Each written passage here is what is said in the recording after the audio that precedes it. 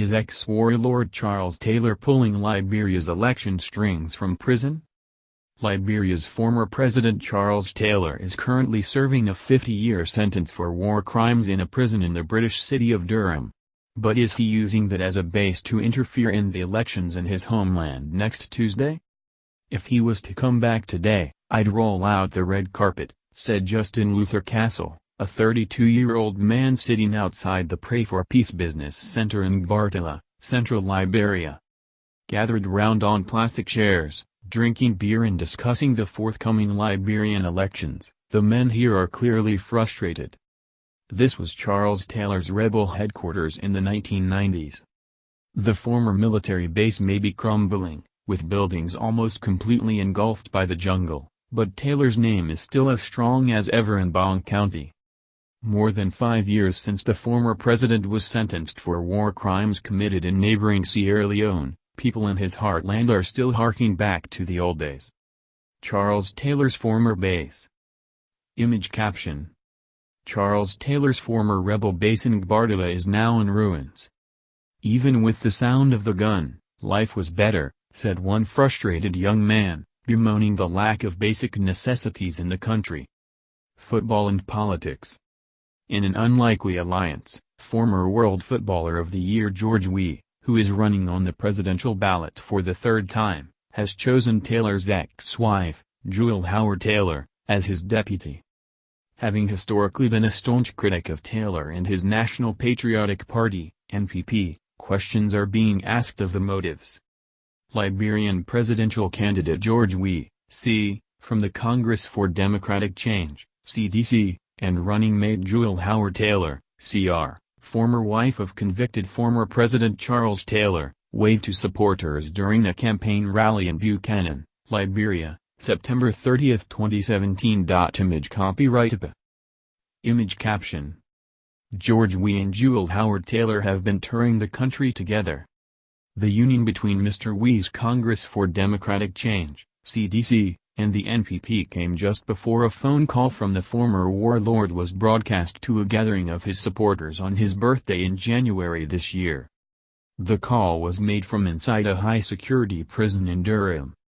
He is heard saying that this revolution is his life. He advises his people not to betray the party, go back to base and everything will be fine. Media caption. Charles Taylor's phone call from prison.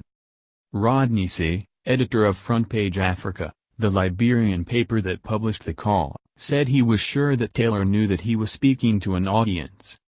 Taylor wanted his people to know that he was still relevant, according to Mr. C. He still wants his voice heard in the Liberian political scene, he said. "I'll be back." Mrs. Howard Taylor has made her allegiance to her ex-husband clear.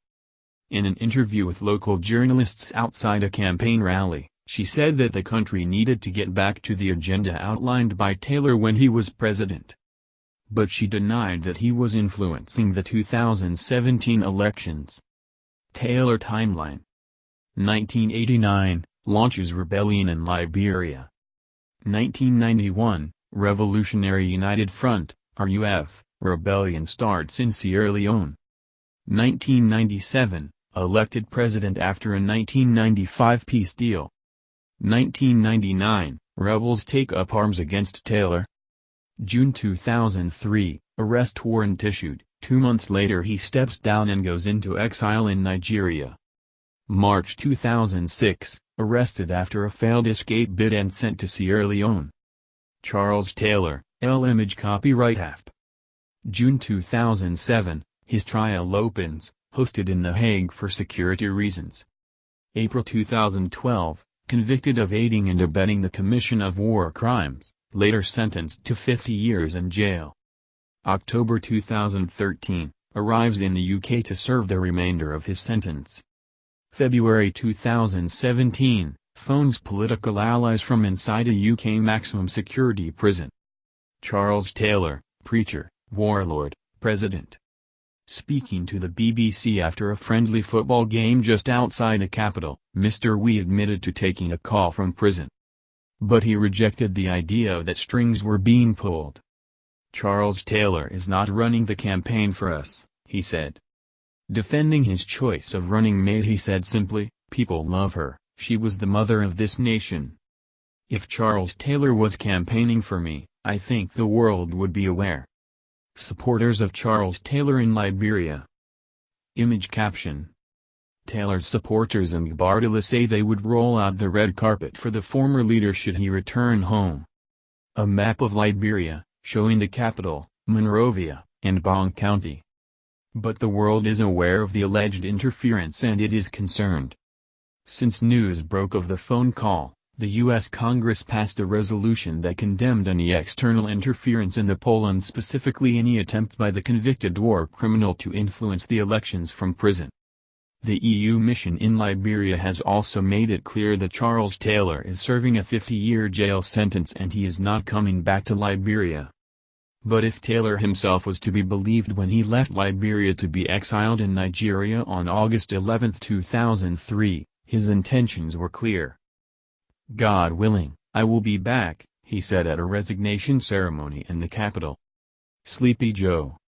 Observers are concerned about meddling that could go beyond election day itself. Liberian Vice President Joseph Boakai. Image caption. Vice President Joseph Boakai says he is nicknamed Sleepy Joe because he is a dreamer. Mr. C told the BBC that Mr. We now has some of Taylor's closest aides around him. "He may not be here physically but he could influence a lot of things if one of these people are elected," the editor said. Mr. We and Mrs. Howard Taylor's main opponent is considered to be Vice President Joseph Boakai, or Sleepy Joe as he is commonly known, because he is often caught napping at public events. The 73-year-old has served as vice president under Ellen Johnson Sirleaf, Africa's first elected female president, for the past 12 years. But rumors of a rift between the two are rife. "A lot more needs to be achieved," he told us when we caught up with him on the campaign trail. "The Liberian people want to see development and someone who can unify them." Women fasting for peace. Image caption. These women are fasting and praying for a peaceful election. Asked about his nickname, he smiled and said he is a dreamer, but whether he has the charisma and dynamism to captivate Liberia's youthful population, only the vote on 10th of October will prove. They have 20 candidates to choose from. Tired of war. Although many commentators predict the second round between Mr. We and Mr. Bouquet, former Coca-Cola executive Alexander Cummings, who came onto the scene 18 months ago, is fast becoming a serious contender. A candidate needs more than 50% of the vote for a first-round victory. According to Mr. C, with his door-to-door strategy, Mr. Cummings has changed the way campaigns are carried out in Liberia and he might just make it to a runoff. Former Coca-Cola executive Alexander Cummings. Image caption. Former Coca-Cola executive Alexander Cummings has a chance of making it to the second round. But for most Liberians, the most important thing is peace. Hundreds of women across the country are fasting and praying for a peaceful election. Just opposite President Sirleaf's private residence, 44-year-old Bernice Freeman is one of more than 100 women gathered under a tent providing shade from the hot sun. "Every woman here has a very bitter past," she said with a determined look in her eye. "Some of us were raped several times, we are tired." The power of these women cannot be underestimated. This same group is credited with bringing an end to the conflict by forcing the warlords to engage in peace talks. Nobody here wants a return to those days.